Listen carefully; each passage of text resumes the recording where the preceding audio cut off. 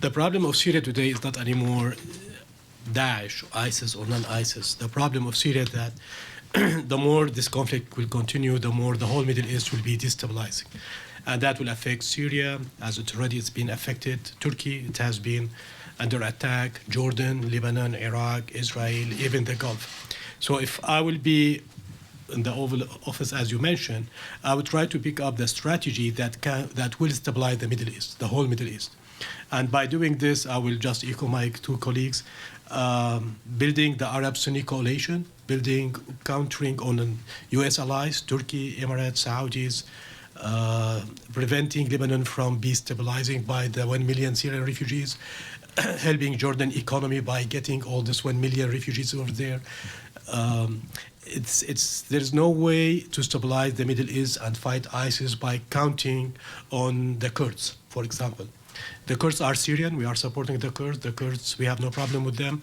But when we are talking about the Middle East as a policy, it doesn't make any sense to count on very small component in defeating ISIS and destabilizing the whole area.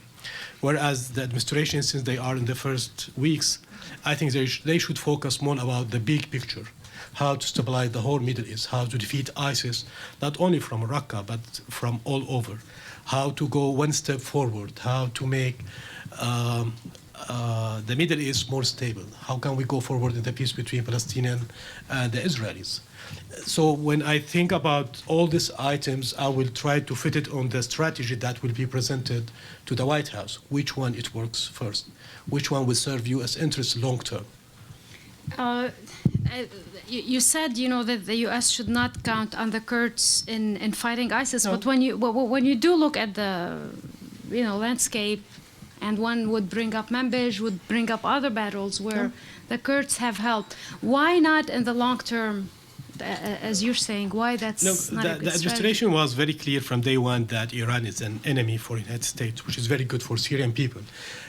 This is the first time the administration mentioned two enemies of the Syrian people, ISIS and Iran. And we, as a Syrian, we believe this is what holding Assad on power till today. This is what makes the crisis and the suffering of people daily base. Iran, they make it very clear they want to reach to the whole Arab capitals. They want to reach to the Mediterranean. The Kurds is part of that Iranian program. They are, even though they are military close allies to the United States, this is fact on the ground, but that doesn't change the history. When we see the PYD, when they started, how they started, who gave them the finance, why till today PYD, they have Syrian forces headquarters in their areas. All this will indicate that they are part of the Iranian game. They are willing to compromise at a certain time with Iran. So again, if I'm at the White House, I will check if this, what I consider as allies or the person who is helping me on the ground, after 1 year from now, will he sold me to Iran? The question will be yes, for their own internal interest. So for me, as the United States, I would try to accommodate some kind of Kurdish solution within the Syrian crisis. But for me, I would think about Turkey, about Saudi, about Emirates, about Israel, Jordan, big country that I can build a strategy for 10 years from now, rather than limit myself for 1, 2, 3 months from now to achieve small target that will be fired back on all the area, not only on the United States interest.